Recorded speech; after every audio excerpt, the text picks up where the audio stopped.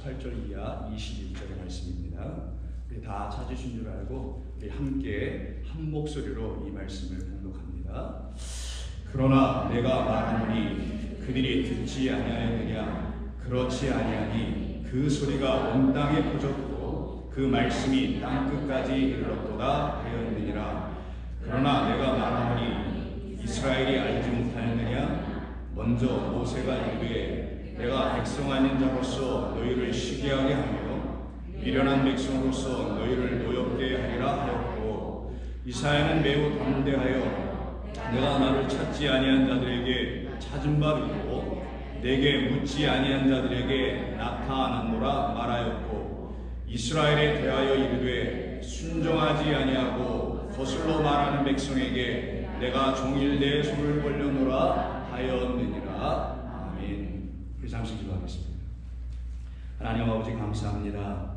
오늘도 저희들에게 주께서는 당신의 거룩한 음성을 우리 모두에게 들려주시는 이 말씀의 시간을 허락해 주셨사오니, 이 시간을 통하여서 우리 모두가 주의 앞에서 하나님의 귀하고 복된 말씀을 들을 수 있는 은혜의 시간이 되게 하여 주옵소서. 예수님의 이름으로 기도드립니다. 아멘. 오늘 로마서 강의 제 10번째 시간으로요, 말씀을 영으로 갖고 있는 지혜로운 하나님의 백성이라는 제목으로 여러분과 하나님의 말씀을 나누려고 합니다. 제가 볼 때 우리 좋은교회 성도님들은 좀 특별한 우리 하나님의 백성들이라 생각합니다. 물론 제가 여러분들과 함께 이 본교회에서 목회하고 있는 목회자의 시각으로 보기 때문에 여러분들이 남달리 다르게 보일 수밖에 없는 것은 규정사실이겠습니다만, 여러분들이 특별하게 보일 수밖에 없는 이유는 매 주일마다 이렇게 교회라는 곳으로 나오셔서 하나님 앞에 예배드리는 이 주일 성수하는 것으로만 여러분이 특별한 것이 아니라, 여러분들에게 정말 특별한 것이 하나 있다면, 여러분들은, 좋은 교회 성도님들은 세상에 대해서는 미련해 있고 하나님의 말씀에 대해서는 지혜로운 사람들로 지금 새롭게 다 지어져 가고 있기 때문에 여러분들은 제가 볼 때 정말 특별해 보이고요, 제가 확신하고 믿는 바에 근거해 보면 여러분들은 하나님께서 보시기에도 특별한 주의 성도님들이라 생각합니다. 동의하십니까? 예, 감사하고요. 그래서 제가 여러분들을 볼 때는 그렇게 특별한 분들로 바라보고, 이렇게 귀하고 특별한 분들에게 어떻게 하나님의 말씀을 같이 나눠야 할 것이라는 것이 저에게는 날마다 고민이며 과제이며 도전이기도 하며, 그리고 더 나아가서는 기쁨이기도 합니다. 왜 그렇습니까? 하나님 나라의 말씀을 같이 공유하고 나눈다는 것은 귀한 교제, 성도가 이 땅에서 살아갈 때 할 수 있는 유일한 교제이고 감사 아니겠습니까? 그 일을 저와 여러분이 함께 이렇게 나누고 살아간다는 것은 우리가 하나님의 특권과 권세를 갖고 있는, 그래서 육과 혈로 혈통으로 지어진 자가 아니요 오직 하나님께로부터 난 자야만이 하나님의 자녀가 된다는 그 은혜 가운데 우리가 거했기 때문이라고 볼 수 있습니다. 그러면 여러분들이 정말 특별한 그 같은 성도, 말 그대로 문자 그대로 세상에 대해서는 미련해 있고 하나님에 대해서는 지혜로운 자들로 세워지게 될 수 있었던 근거가 무엇인가? 바로 그건 다른 데 있지 않고요, 세상이 내놓고 가르치는 것에 대해서 귀가 이미 둔해져 있기 때문이며, 하나님께서 가르쳐 주시는 말씀에 대해서는 귀가 열려 있기 때문이 아닙니까? 맞습니다. 그래서 그런 거예요. 그럼 이 일이 어떻게 이루어진 것인가? 그것은 하나님의 은혜입니다. 그래서 하나님의 기적이라고도 하는 것입니다. 그래서 은혜와 기적은 같은 말이기도 하는 것이죠. 놀라운 하나님의 긍휼하심의 우리 가운데 일어나는 이 기적적인 은혜가 우리 가운데 펼쳐져 있기 때문에 저와 여러분들은 바로 그와 같이 하나님의 인도하심을 받으며 특별하게 주의 말씀 안에서 거하는 성도들로 지어져 가는 것입니다. 그래서 우리는 우리의 것으로 살지 않고요, 하나님의 것으로만 사는 특이한 사람들입니다.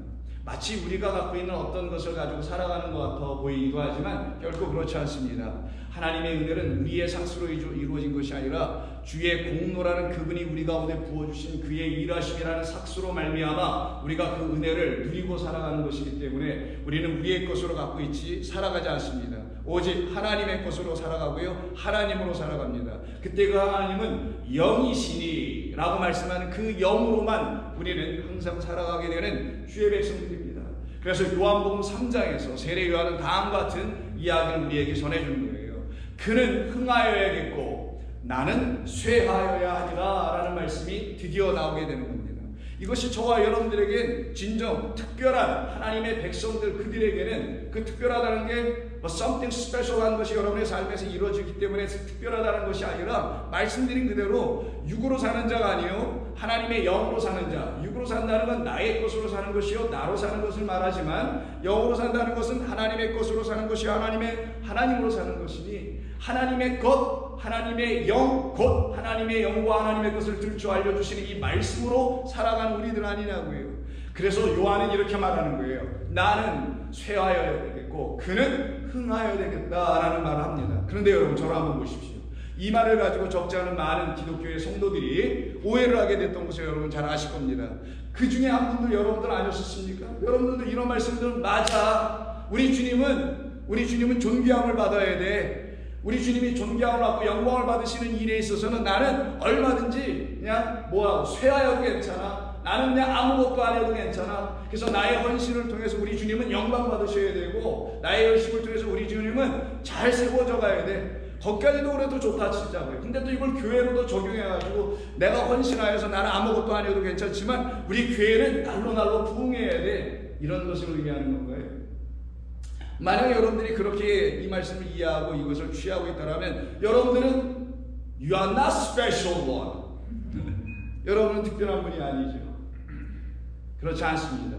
그는 세례 요한이 말하는 겁니다. 세례 요한은 율법과 선지자의 마지막 강령이 되는 거예요. 끝입니다. 그것을 완성하시는 분은 여기서 요한이 말하고 있는 그는, 나는 폐하러 온 것이 아니요 완전케 하러 왔다는 그는, 그리스도 그 예수는 흥하여야 되겠다. 이 흥한다는 게 뭐예요? 쇠해야 되겠다. 그래서 흥망성쇠라는 말이 있죠. Rise and fall 이런 말이 있지 않습니까? 이런 흥망성쇠, 사람이 흥할 때는 막 자라나기도 합니다. 건강하기도 합니다. 쇠할 때는 연약해지기도 하고 병도 걸리죠. 하나의 사업체가 흥하면 막 뭐가 일어나고 사업도 잘 되고 돈도 많이 벌어들이고 하죠. 쇠하면 어떻습니까? 소위 decline 되면은 경제가 economic recession 이런 거, recession에 들어가면 어떻게 되나요? 쇠한다고 하죠. 그런 걸 말하는 건가요? 아닙니다. 이때 흥하여야 한다는 말은, 세례 요한이 말한 그가 흥하여야 된다는 말은 어떤 의미에서 쓰인 거냐면, 제가 가로치고 아웃사무라고 쓴 저 헬라어의 뜻 때문에 그 뜻대로 이루어진다는 거예요. 그 아웃사무가 흥한다는 말은 사실은 아니고, 이 아웃사무는 저와 여러분들이라는, 세례 요한은 우리를 대표하는, 즉 그리스도가 우리 가운데 오기 이전에 우리로 살아가고 있는 모든 우리, 즉 육으로 살아가고 있는 모든 우리를 대표한 사람이 세례 요한일 뿐인 거예요. 그가 앞으로 그리스도를 만나게 돼서 그의 안에서 일어나게 되는 흥함이라는 게 있을 거라는 거예요. 그것을 지금 세례 요한은 우리에게 말해주려고 하는 것이라면, 저와 여러분들 안에서 흥하여야 될 것은 그리스도께서 우리 안에 오셨을 때 일어나는 일일 거라는 것을 말하는 것이며, 그가 오시기 이전에 나는 쇠할 수밖에 없었던 자였다라는 것이며, 그가 오니 비로소 내가 쇠할 수밖에 없는 자라는 사실도 알게 됐다는 것을 말하는 겁니다. 그럼 이때 아웃사무라고 말하고 있는 저 헬라어 흥한다라는 말, he must become greater라고 영어로 표현되고 있지만 저 말의 의미가 뭐냐? 저것은 저와 여러분들 안에서 일하시는 하나님의 역사심의 결과 때문에 일어나는 건데, 이것을 잘 설명해 주는 것이 마태복음 13장입니다. 마태복음 13장 31절에 이하보면은 겨자씨 한 알에 대한 비유가 나와요. 자, 또 비유를 베풀어 가라사대 천국은 마치, 비유입니다. 뭐뭐와 같으니까 비유죠. 천국은 마치 사람이 자기 밭에 갖다 심은 겨자씨 한 알 같으니, 제가 가로치고 친절하게, 이 말은 저와 여러분들이라는, 우리라는 하나님의 거룩한 성도, 특별한 하나님의 지목한 성도들이 되게 하기 위한 하나님의 뜻 가운데서 부름받은 저와 여러분들이라는 우리 안에 있어야 할 하나님의 천국, 하나님의 나라, 그것을 뭐라고 설명하고 비유로 설명하신 거냐? 겨자씨 하나로 설명한 거예요. 물론 이퀄은 될 수는 없습니다. 이퀄은 되지 않지만 비유니까 이 둘은 같다라는 거죠. 그럼 겨자씨 한 알과 천국은 같다라는 거예요. 천국을 겨자씨 한 알로 비유하여 설명하시겠다는 거죠. 그때 이 겨자씨 한 알이 어디 떨어지냐? 바로 자기 밭에 떨어진다는 거예요. 그러면 천국은 여기 있다 저기 있다가 아니라 너희 안에 있어야 된다고 말씀하신 그대로라면, 천국은 우리 밭 안에 있어야 되는데, 그 밭 안에 우리 하나님의 그 천국이 이루어지려면 겨자씨 한 알이 떨어져야만 된다는 거 아니겠어요? 근데 어떤 농부가 세상에 다른 어떤 씨보다 작다는 겨자씨를 심을 때 하나만 갖다 심나요? 그러니 이것이 비유라는 걸 금방 알 수 있죠. 어떤 놈과 씨 한 톨 들고 나가서 농사 짓는 사람이 어디 있어요? 씨를 많이 바구니에 담아 들고 가서 이렇게 뿌리잖아요. 아니면 여러분 콩을 심더라도 2개, 3개씩 심습니다. 한 군데다가. 왜냐하면 실패할 수 있는 확률이 있기 때문에 그러는 것이고요. 잘 안 될 수 있는 가능성이 있기 때문에 그러는 거 아니겠어요? 그런데 불구하고 어떤 땅인지 모르겠는데 자기 밭이란 저 밭은 하나님만 심어야 되는 밭이라는 거예요. 그러니 저기 자기 밭이란 저 밭은 이 세상이나 이런 무슨 밭을 말하는 게 아니겠죠. 그것은 바로 저와 여러분이라는 심령, 마음이라는 것을 말하는 겁니다. 그 마음에는 2개의 씨가 떨어지는 것이 아니라 오직 하나의 씨만 떨어져야 될 곳으로 있어야 된다는 거예요. 문제는 선악을 가르치는 2개의 씨가 떨어져 있었기 때문에 2개가 같이 자라버리는 이상한 현상이 일어나게 됐던 것인데, You follow me? 일어났던 것인데, 여기서 문제가 터지기 시작하는 우리의 신앙을 끝을 내기 위해서, 우리의 믿음이라는 것을 끝을 내기 위해서 우리 주님이 겨자씨 하나, 왜 겨자씨? 다음 페이지 한번 넘겨주세요.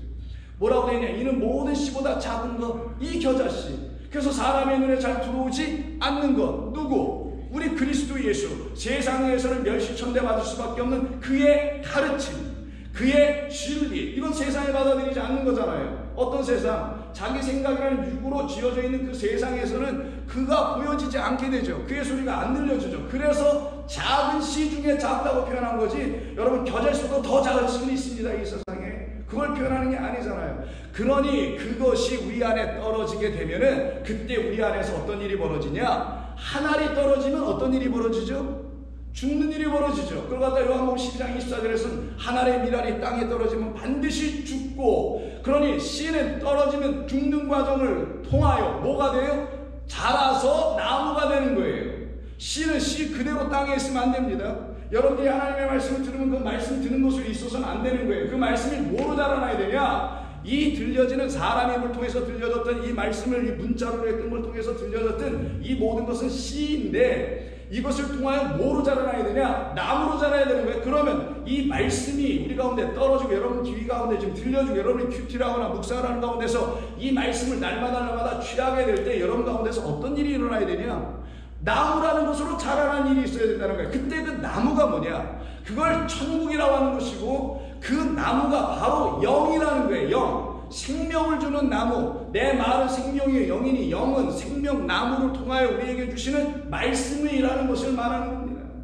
그러니 씨는 반드시 죽어, 씨는 없어지고 뭐만 남아요? 씨 가진 열매 맺는 나무가 나오는 거예요. 그게 창세기 1장 9절 이하에서 세 번째 날에 주시는 약속 아닙니까? 내가 빛과 물을 너희들에게 주면은 그 다음에 마지막은 너희들이 기다릴 게 하나밖에 없어. 뭐예요? 씨지. 그래야 씨가 자라날 수 있는 모든 환경이 끝나니까 이걸 3일길 간다고 하는 거예요.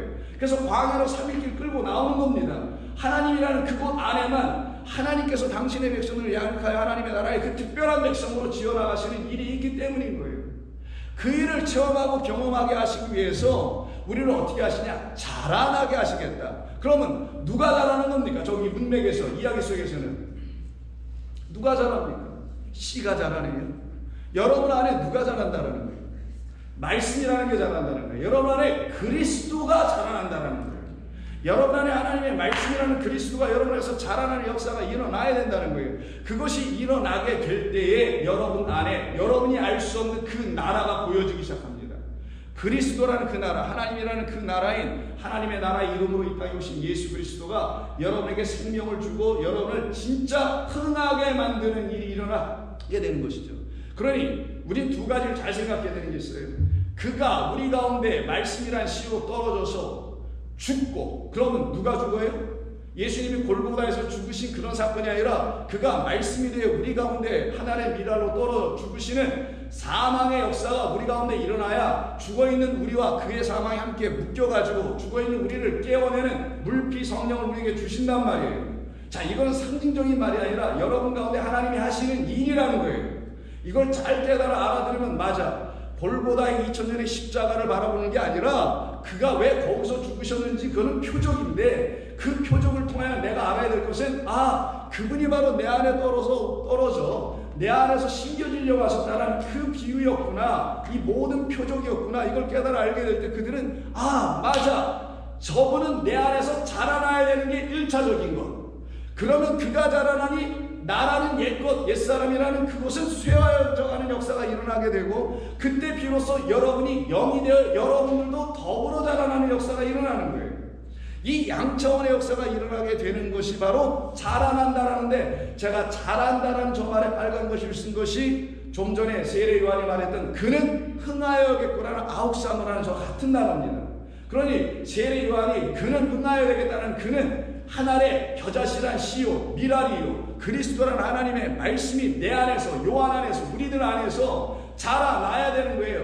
그래서 예수님께서 죽으실 때, 십자가에 달려 죽으실 때 밑에 있는 마리아 어머니에게 뭐라고 그래요? 그 나의 여자예요, 보소서. 누구를? 이 요한을, 사랑하는 당신의 제자 요한을 보소서. 누구라고 합니까? 아들이소이다.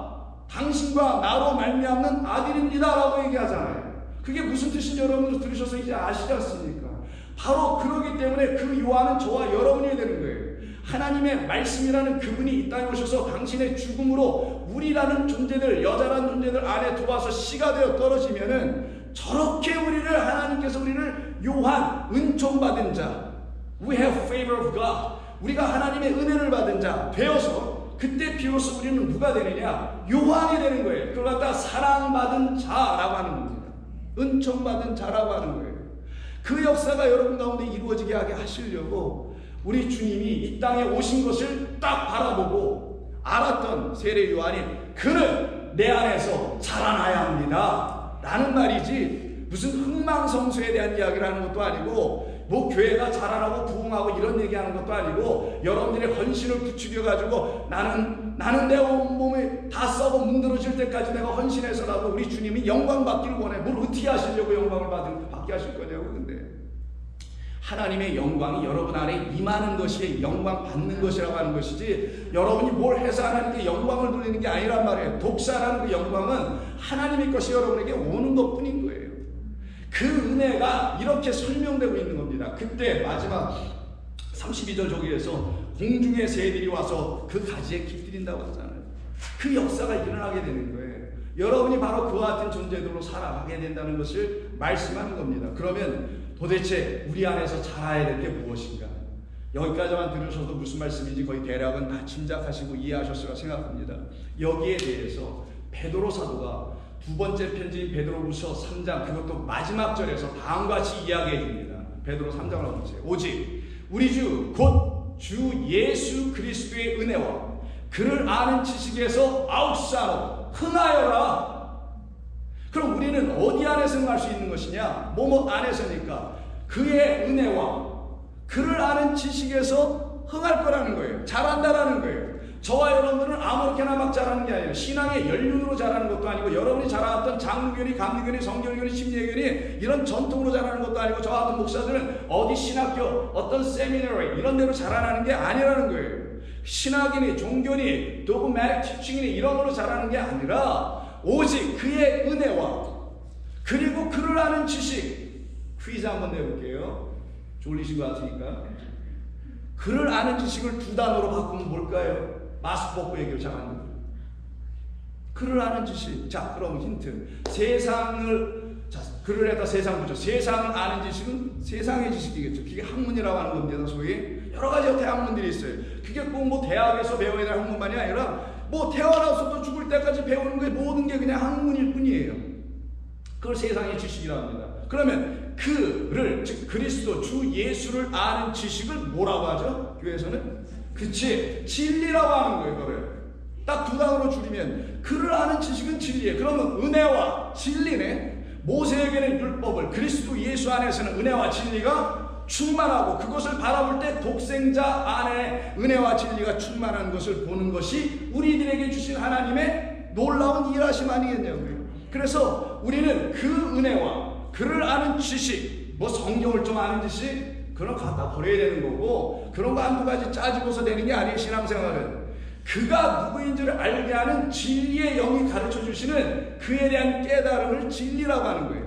깨달았다고 하는 거예요. 그것 안에서 아웃사로 우리는 흥하여지는 것이다. 이게 베드로가 두 번째 편지, 베드로 편지가 두 개밖에 없어요. 신약성경 우리 66권 안에서는 뭐 베드로 복음이라는 위경도 있고 뭐 다른 것도 있지만 66권의 이 정경화 안에서는 이 두 가지밖에 없는데, 그게 중에 두 번째, 그것도 마지막 절에 이거를 당부합니다. 그때 영광이 우리에게 비추더라. 지금도 비추고, 그리고 베드로가 2000년 내렸었으니까 지금 이때까지도. 여러분, 2000년 살 수 있는 분 있어요?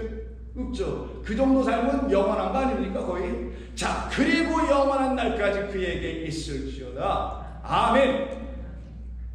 그래서 은혜와 진리 안에, 그를 아는 지식 안에서 자라나게 하시려고 그가 우리에게 들어오셔야 될 거 아니겠어요? 그걸 하나의 미랄이요 겨자씨가 우리 마음밭에 떨어진다고 하는 거예요. 그래서 우리 마음에는 오직 하나라는 진리의 그분만이, 그 말씀만이 떨어져야 되는 거예요. 그분들을 놓고 내가 누구라 한 거냐? 제가 특별한 사람이다 라고 하는 거예요.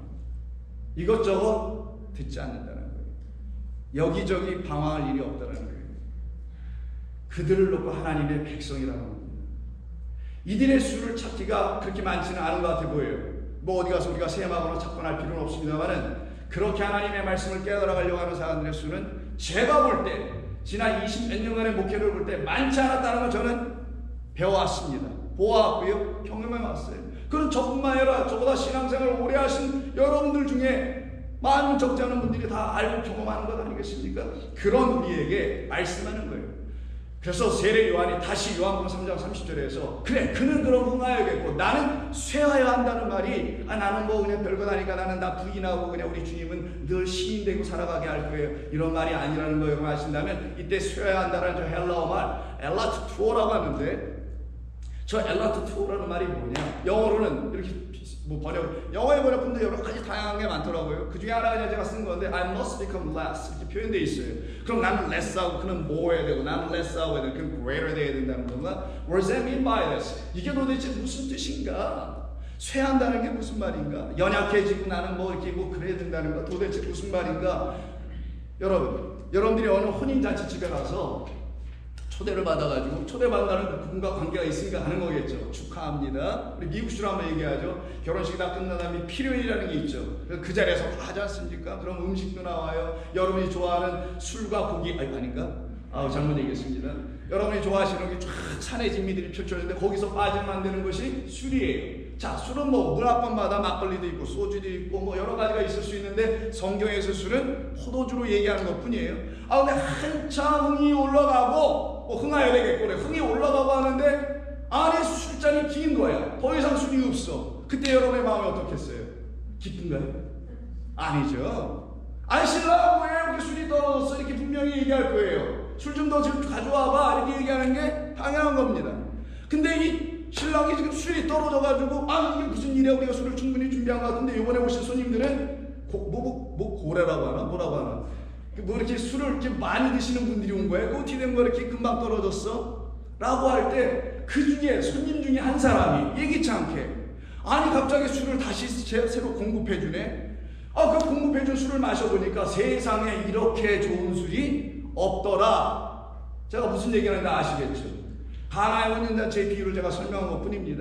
그때 예수님께서 물로 된 포도주를 연회장에게 갖다 주라는 명령을 들은 그 하인들의 연회장에 갖다 주고, 연회장을 맛을 딱 보니, 연회장은 연회해왔던 모든 사람을 대표하는 사람일 뿐이겠죠. 우리를 말하는 것인데, 그가 마시고 하는 말을 들어보니 그게 바로 어디 나오냐? 요한복음 2장 한번 볼까요? 요한복음 2장에 나오기를, 말하되, 연회장의 말에 신랑한테 사람마다 먼저 좋은 포도주를 내고 취한 후에 낮은 것을 내어 주거늘 그대는 지금까지 좋은 포도주를 두었도다 하니라. 이게 무슨 말이겠어요? 이게 일반적이라는 거 아니겠어요? 이게 세상이라는 거 아니에요. 좋은 거가 아니라, 사람들은 좋은 포도주를 내주고 취한 뒤에 낮은 것, 별로 좋지 않은 것, 좀 퀄리티가 떨어지는 걸 주는 것이 일반적인 것 같아 보이는데, 이게 어떻게 된 거야? 이 혼인잔치집은 우리가 지금까지 그럼 마셨던 것은 좋았던 것, 나쁜 것, 별거 아니었다라는 것이죠. 별거 아닌 것을 여태 좋은 것인 줄 알고 마셨다라는 걸 시인하게 만든다는 거예요, 이 얘기가. 나는 지금까지 그 굉장히 좋은 최고급의 어떤 포도주를 마신 줄 알았는데, 알고 보니, 언제 이후? 물로 된 포도주를 마신 그 이후로 알고 보니, 이건 아니었네? 라고 하는 일이 벌어지게 된 거예요. 이때, 낮은 것이라고 써있는 저 말이 세례 요한이 말한, 나는 쇠하여야 되겠다는, 쇠한다는 같은 말입니다. 그럼 여기도 쇠하다고 쓰든지, 아니면 세례 요한의 말에다가 낮은 것이라고 말하든지 해야 되는데, 일관성이 좀 없어 보이죠. 문맥이 좀 다르니까 번역에 선택진이 여러 가지 있어서 하는 것인데, 여러분들은 원어로 한번 이해해보자는 거예요. 원래 쓰여져 있는 말로.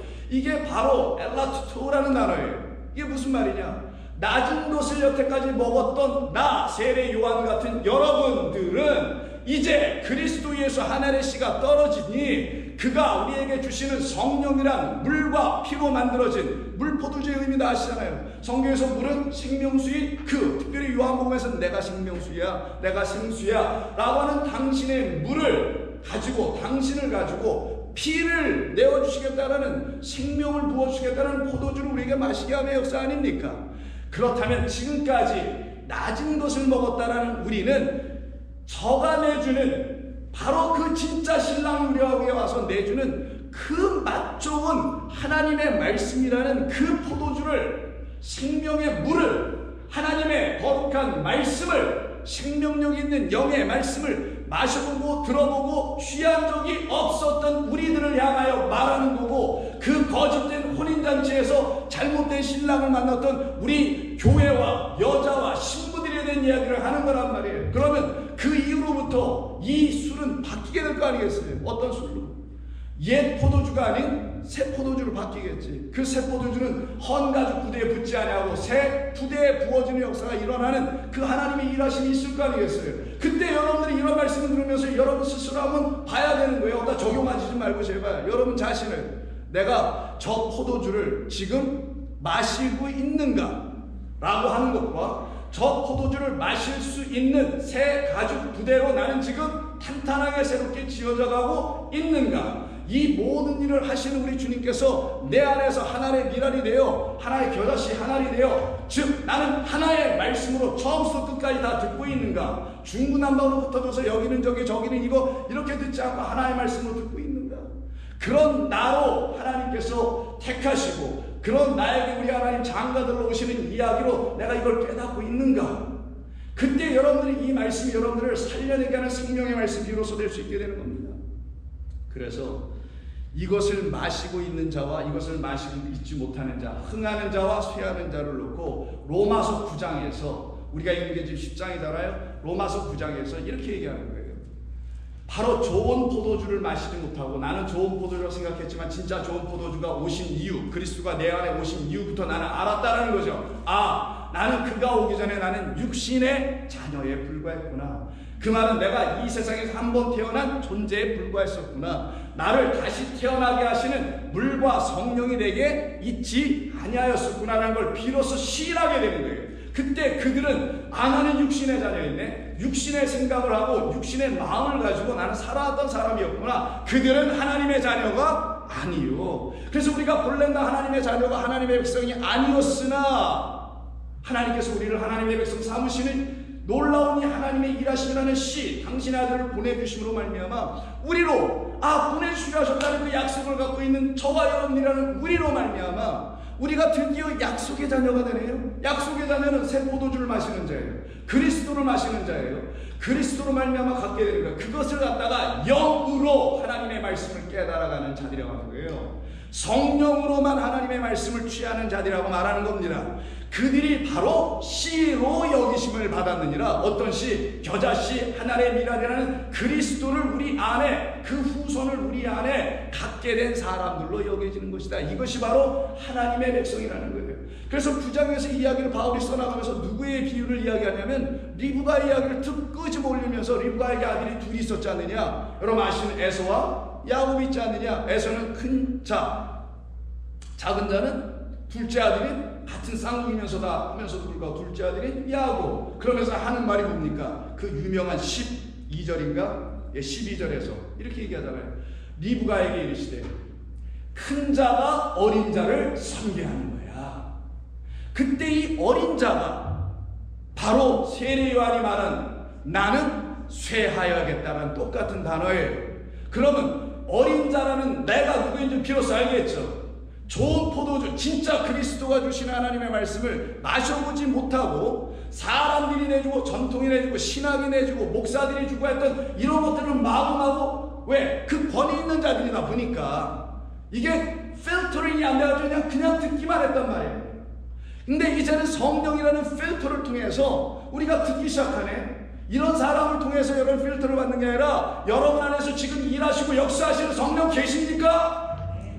그 성령이 있어야 필터링을 그 성령으로 하는 거지. 그렇지 않은 사람들 이런 목사로 아직도 듣게 된단 말이에요. 저는 여기서 그냥 이게 이런 겁니다, 저게 저런 겁니다 얘기하는 것에 멈추고 끝나는 것이지, 제가 만약 그 자리를 점해버리면 제가 그 적그리스도가 되는 거라면 그때부터 이만희보다 더한 영향이 되는 거예요. 그래서 저와 여러분 안에 반드시 하나님의 영이 있는 그 교제가 일어나야만 이 설교도 가능해지는 거예요. 여러분하고 저하고는. 그때 성령을 통하여 그 성령이 여러분에게 필터의 역할을 해줘서 걸러내 준단 말이에요. 사람의 말들을, 전통과 유전들을. 그리고 뭐만 딱 만들어주냐? Double espresso in the morning and you can wake up ourselves. 우리가 아침에 벌떡 깨게 하는 아주 진하고 향기 좋은, 마치 그 커피처럼, 포도주로 얘기할 걸 그랬나? 그걸 마시게 되는 것이죠. 그때 저와 여러분 안에는 바로 내가 어린 자 야곱이었구나. 그런 나 같은 야곱, 실족하는 야곱, 땅의 장자를 취하렸던 야곱을 하나님께서 쥐어버리시네. 그리고 진짜 큰 자가 오시네. 약복감으로 오시네. 그가 오셔서 나를 제대로 섬겨주시네. 나를 위해 싸우셔서 나를 위해 이겨주시네. 그리고 그의 승리를 나의 승리라고 바꿔주시네. 그래서 내 안에서 그 나무가 자라나는 거예요. 그 결과로. 그걸 우리가 갖게 된 영광이라는 하나님의 승리라는 겁니다. 그것이 저와 여러분에게 있는 그 역사가 있을 때에 저와 여러분들은 더 이상 이제는 쇠하여지거나 낮아지거나 혹은 여기서 말한 것처럼 어려진 자들이 아니라 하나님의 나라에서 반드시 큰 자가 작은 자를 섬기는 그 원리 그대로 하나님의 말씀을 진리로 깨달아 알아가고 있는 성도들 안에서 날마다 자라나는 역사가 일어나는 거예요. 그래서 다시 요한복음 3장으로 가보죠. 그래서 요한복음 3장에서 이런 얘기를 하는 겁니다. 그는 흥하여야 되겠고 나는 쇠해야 되겠다라는 말은 이제 여러분들이 온전하게 저 말씀을 깨달아 알게 됩니다. 근데 이 말씀이 오늘 본문과 무슨 관계가 있느냐? 오늘 본문에서는 우리가 한때 육신의 자녀가 되어 있을 때 그가 우리 가운데 씨로 떨어지기 전에, 그가 우리에게 좋은 포도주를 내주기 전에, 그가 우리라는 작은 자 어린 자들을 섬겨주시기 전에는 우리가 전부 다 쇠한 상태, 우리가 하나님의 백성이 아닌 상태였었지만 그 말씀을 이제 하나하나 들어가면서 성경이 우리에게 어떻게 진리 가운데 우리를 이끌어가고 있음을 깨달아 알아듣게 되니 이제는 우리 가운데서 하나님의 약속이 믿어지기 시작합니다. 그 약속이 하나하나 우리 안에서 현실로 바뀌어져. 이게 완전히 리얼리티가 돼버려요. 그래서 그것을 취하고 갖게 된 사람들 안에서 하나님은 어떻게 일하시냐? 자라나게 하십니다. 그래서 자라나게 하시는 저 아웃사노, grow 한다는 거죠. 저 뜻이 grow, 자라나게 하시는 일을 우리 주님께서 산상순 마태복음 6장 26절에서 이렇게 잘 설명해 주는 거예요. 공중의 새를 봐라. 그럼 여기서 여러분 공중의 새를 봐야 되겠어요? 여러분을 봐야 되겠어요? 비유니까 공중의 새, 공중권세에 붙잡혀 있는 그 새들 좀 봐라. 그 새, 그들 틀, 공중, 하나님이 지어놓으신 첫째 하늘과 첫째 땅에서만 어떻게 해보려고 하고 있는 그 새인 우리를 한번 봐라. 근데 너희는 내가 하늘을 날 수 있는 그 새로 내가 다시 만들 건데, 그래서 그 나무에 깃들게 하는 그 새들도 다 바꿔버릴 건데 새를 한번 봐라. 너희를 봐라. 비유예요. 심지도 않고 거두지도 않고 창고에 모아두지도 아니하되 하나님이 하신 창조의 섭리라는 거예요. 이렇게 하셨다라는 거예요. 그들이 농사 안 짓습니다. 얻다가 씨 뿌리지 않아요. 호미 들고 괭이 들고 나가지 않는데 어떻게 된 거냐? 한겨울을 지나고 우리보다 더 잘 지내는 것 같아 보이더라. 우리는 맨날 근심연료, 불안, 초조 등등으로 휩싸여가지고 오늘은 뭘 먹을까, 내일은 어떻게 먹을까, 이런 것을 고민하고 살아가는 그런 존재. 이게 어떻게 이 말이 안 된다? 라고 하시니 안타까운 말씀에 마음으로 저렇게 비유로 써주시는 거예요. 아니하되 너희 하늘 아버지께서, 그럼 저 새의 주인은 하늘 아버지라는 거겠죠. 그 너희를 갖다가 새로 표현한 것 뿐이니까 너희 하늘 아버지, 우리의 하늘 아버지, 새들의 하늘의 아버지, 그들의 주인 되신 하나님께서 다 기르시나 너희는 이것들보다 더 귀하지 아니하냐. 너희 중에 누가 염려함으로 그 길을 한 자라도 더 알 수 있겠느냐? 못하죠. 염려서 될 문제가 아니죠. 자라나게 하는 것은 오직 그것을 자라나게 하시는 그분으로 말미암아 이루어지는 거죠. 그래서 27절에서 28절에서 또 말씀하시기를 또 너희가 어찌 의복을 위하여 염려하느냐. 들의 백합화를 봐라. 밖에서 밤새 추운데 그냥 들판에 서 있잖아요. 걔들이 뭐 옷이라고 그 꽃 자체가 잎사귀가 옷이야. 거기다 뭘 더 입혀주지도 않아. 근데 어떻게 된 게 밤새 지나고 서리를 맞고 해도 햇빛만 나면 다시 발떡 일어나고 살아나는 걸로 보지 않느냐. 들의 백합화를 봐라. 어떻게 자라는가 생각하여 보라. 지금 자란다는 모든 말이 다 흥한다는 말입니다. 자라는가 생각하여 보라. 수고도 아니하고 길쌈도 아니하느니라. 이건 뭐 옛날 말로 써가지고 가서 김 맨다라는 거예요. 김도 매지 아니하느니라. 잡초 뽑지 않아도 어떻게 이렇게 잘 예쁘게 잡초들과 섞이지 않고 잡초들 가운데서 우뚝 서서 저거 보니 릴리야. 릴리. 우리 고옥자 집사님의 손녀딸 이름이 릴리 맞나요? 야, 릴리요? 백합이요. 들의 백합화요. 그래서 모든 잡초들과는 달리 하나님이 심으신 그 하나님의 놀라운 백합화는 이렇게 자라나고 있다는 걸 비유를 좀 쓰시는 거예요. 그 백합화가 누굴까? 그렇죠. 벌써 답 나왔을 거예요. 여러분 되고 싶을 거예요. 여러분이 잡초 되고 싶어요. 나오나 노래처럼 아니면은 들의 백합화가 되고 싶은 거 뻔한 거 아니겠냐고. 자, 그때 29절에서 그러나 내가 너희에게 말하노니 솔로몬의 영광으로 입은 것이 이 꽃 하나만 같지 못하겠느냐라고 결론을 내십니다. 하나님께서 하시는 일이 무엇인지 알려주는 거죠. 누가 키우느냐, 누가 자라나게 하느냐, 누가 씨를 뿌려주는 거며, 누가 새 포도주를 주는 거며, 누가 섬겨주는 거냐, 누가 하신다고요? 오직 하나님이 하신 것이다. 그래서 고린도전서 3장에서 이 분리, 불화 여러 가지로 나눠지고 있는 그 교회에서 나눠지고 있었죠. 그래서 바울이 뭐라고 합니까? 편지 써서 나는 바울은 심은 자요, 아볼로는 와서 다음에 물을 준 자요, 그리고 오직 하나님께서 아웃사로 하신 분이다. 흥하게 하시고 자라나게 하신 분 하나님뿐이다. 그리고 한 번 더 도장을 찍습니다. 7절에서 뭐라고 하냐? 그런즉 심는 이나 물 주는 이는 아무것도 아니로되 오직 자라나게 하시는 분은 여러분 안에 그 그리스도를 흥하게 하시는 분은 여러분 안에 생명의 말씀을 살아나게 하시는 분은 하나님 한 분뿐이시다. 그 하나님으로 우리는 다 살아나는 역사가 일어나게 되네요. 그랬더니 여러분 안에 어떤 것이 생겨요? 은혜가 생겨. 그를 아는 지식이 생겨. 그래서 본사님 두 개만 뛰어넘어가면 사도행전이 나와요. 사도행전 4장에 보시면은 이 배운 것도 없었던 사람들이, 갈릴리역으로 살아왔던 사람들이 성령을 받더니만 세상이 말하는 말은 더 이상 하지 않고, 세상이 알지 못하고 그러나 세상이 반드시 알아야 할 하늘의 영광의 말씀을 시작하기 시작하네. 그걸 전도라고 하죠.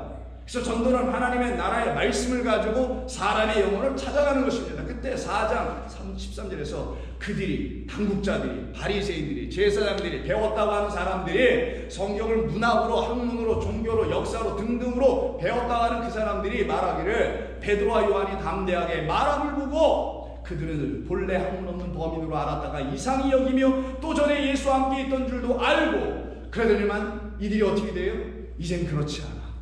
못 배운 사람들이 아니야. 세상에 가서 못 배울 수 있지. 초등학교밖에 못 나올 수도 있고 고등학교밖에 못 나올 수도 있고 어느 분야에서 어떤 일을 하고 살아가는지도 모르겠지. 그러나 성도요, 종교 성도님들이 여러분들은 그 하나를 알고 있잖아요. 그 하나 때문에 담대하고 있잖아. 이제는 두려움이 없잖아요. 이제는. 그래서 여러분이 살아가잖아. 걱정 없지. 김경사님 걱정 있어요? 오늘 사위가 교회에서 마지막으로 목회하는 걸로 제가 들었습니다. 감사한 일이에요. 개척해서 젊은 청년이 목사학을 받기 이전에 열심히 애써가지고 목회 쭉 하다가 이제는 1차 그 목회를 그만두고 새로운 길로 하나님 인도하실 겁니다. 그걸 보면 아이고 내 딸이 이런 사람한테 시집가가지고 어떻게 잘 먹고는 살아갈까 걱정되겠지. 안 되는 부모가 어디 있어요. 그러나 담대함이 생기네. 이 일은 누가 하시는 거다? 하나님께서 하시는 것이다. 하나님이 주관하시는 것이다 라는 걸 알기 시작해. 그때 그들 안에서 하나님의 말씀이 살아 나무로 자라나게 하는 거예요. 그 은혜와 역사가 진리 안에서 여러분들을 살려내게 할 때 그들을 누구라고 하냐? 이 모든 것은 하나님께로부터 온 것이구나 라는 걸 고백하게 됩니다. 그래서 마지막 슬라이드 고린도전서 1장을 보시게 되면 다음과 같은 말씀이 나오죠. 그러나 하나님께서는 세상에 미련한 것들을 택하사 지혜 있는 자들을 부끄럽게 하려 하시려고, 세상의 약한 것들을 택하사 강한 것들을 부끄럽게 하시려고, 우리라는 세상에 있어서 이 하나님의 코스모스를 이게 왜 지어놓으신 건지 몰라서 그렇게 미련해 있었던 우리에게 새하늘과 새 땅에 내오시어 우리에게 새하늘과 새 땅을 보게 하시는 하나님의 아들 그리스도로 말미암아 더 이상 이 창조에 대하여 하나님의 말씀에 대하여 여러분의 영혼에 대하여 미련한 자가 되지 아니하고 하나님의 말씀으로 깨어나니 지혜로운 자가 되어서 여전히 이 코스모스 안에 갇혀서 첫째 아들과 첫째 땅 안에서 숨도 제대로 못 쉬고 살아가고 있는 죽어가는 영혼들을 향하여 여러분들이 말씀을 전할 수 있지 않을까 기도하겠습니다. 하나님 감사합니다. 오늘도 저희들에게 주신 말씀을 통해 우리들의 영혼을 흥황하게 하시는, 우리들의 영혼 안에 당신의 말씀을 자라나게 하시는 그 생명수와 포도주를 부어주시는 놀라운 은혜가 있사오니 모든 성도들이 그 은혜로 말미암아 살아나게 하여 주시옵소서. 예수님의 이름으로 기도하옵나이다. 아멘. 자, 이 시간에 말씀 기억하시면서 찬송가 288장 앉은 자리에서 그냥 찬송 드리겠습니다.